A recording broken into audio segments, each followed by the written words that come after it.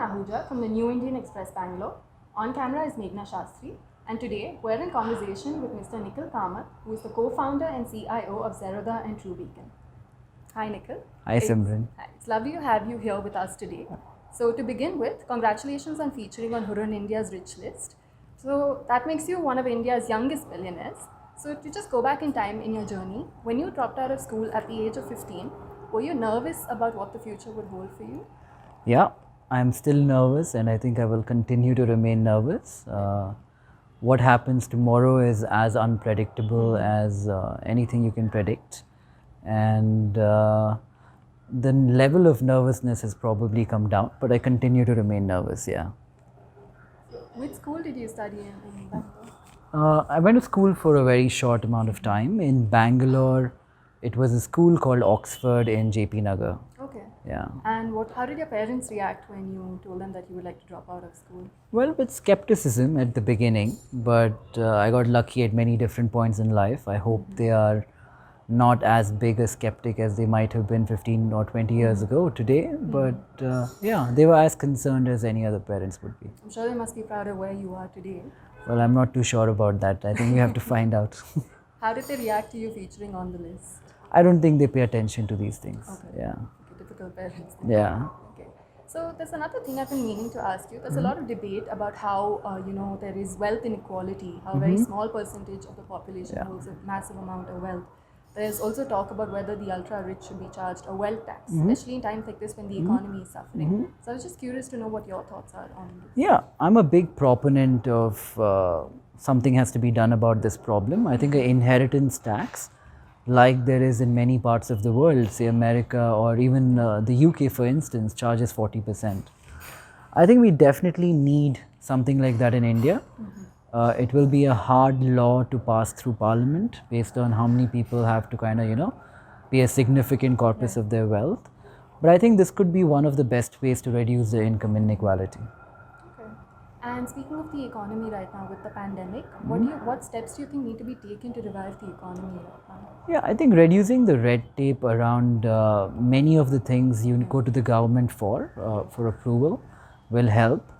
And also something has to be done to shore up investment. The government has said a lot, they have done a fair amount, as much as they could up until now.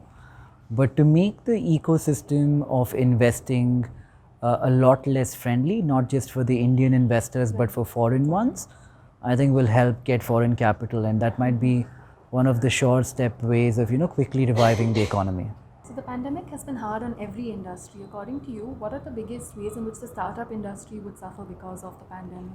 Well, what should have been happening is funding should have dried up. Strangely, it does not seem to have happened. I think we are still in the aftershock of the pandemic and will take maybe 6 months or so before we actually figure out what the repercussions have been.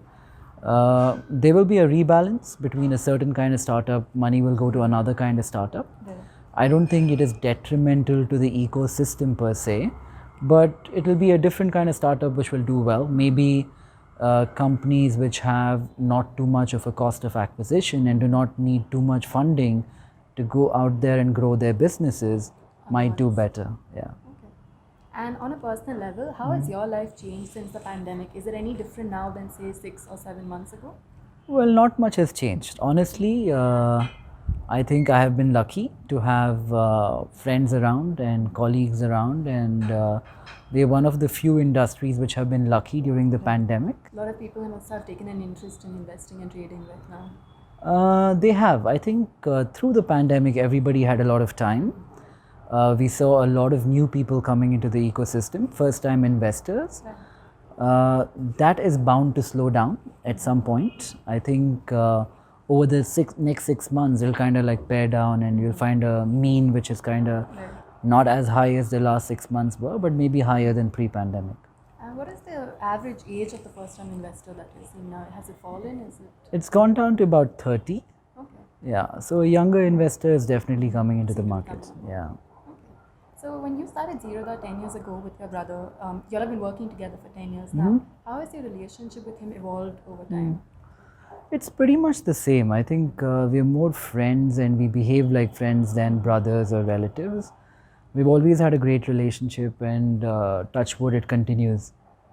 I've heard you all like to play a lot of sports together in the evening, pool, Yeah. basketball, tennis. Yeah. And he has mentioned that you are the better trader, but when it comes to sport, who's the Yeah. more competitive one, or who's most likely to win? I think he's more competitive, definitely. I'm a bit more relaxed. He is more competitive at sport than he should be. I think he's as competitive as a 10-year-old boy, in a nice way. Right. Yeah. Okay. And what about chess? Do you play that? Not really, not that much anymore. Okay. So what's a typical day at work for you like, and how do you like to relax or unwind at the end of the day or during your weekends? End of the day on a weekday would be workouts. End of the week on weekends would be maybe grab a drink with some friends, Are there any something. places in Bangalore you'd really like visiting? Nothing in the last 8 months because everything has been shut. Yeah. But if not for that, typically a friend's home more than a bar or anything like that. Yeah. Okay. And I've heard that you really like to collect watches and art. Yeah. So how did this hobby take off? Have always liked watches. At some point, I could afford a few good watches. And there is something about how much history is attached to each of these watch brands, which kind of appeals to me. So that's how it started, and I don't know if it will continue for much longer, but it's interesting. It's a good hobby to have. How many watches do you have in your collection? Not many at all. I would say the watches I like, maybe 5 or 6 watches. Okay. And so it's like one watch every day, or? No, not at all. I think it ends up being wearing a watch for a month and then changing into another watch for the next month. And what about art? Where did your interest in art take off? I have always liked art. If I had to pick the kind of art that I really like, would be maybe from the Renaissance, maybe the 15th century kind of art. Unfortunately, I can't really afford to buy any of that art, but art again, I think history is something that appeals to me, and I like art for much the same reason. Okay. Yeah.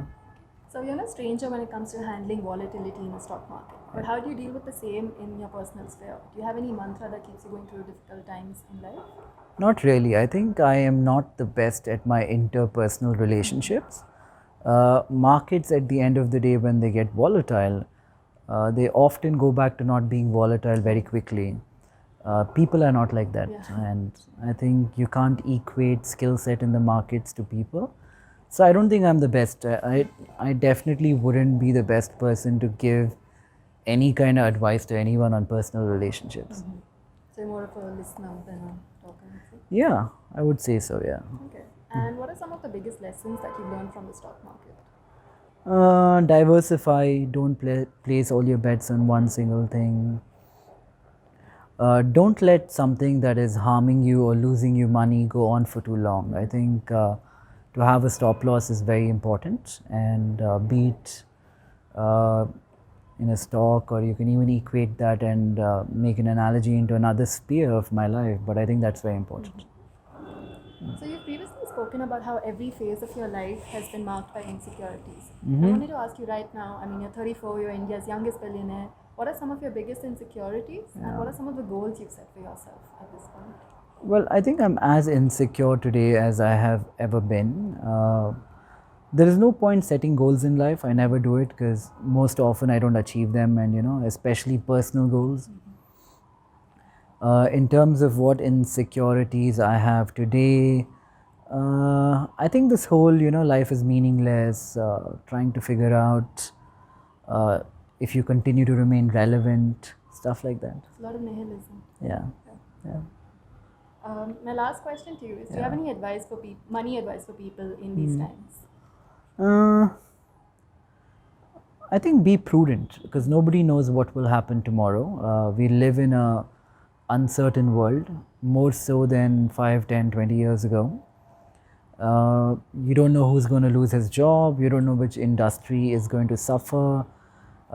Be prudent, save as much as you can.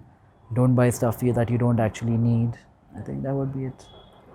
That's most of my questions then. Thank you so much for your time, Nikhil. It was lovely having you here with us today. Thank you so much.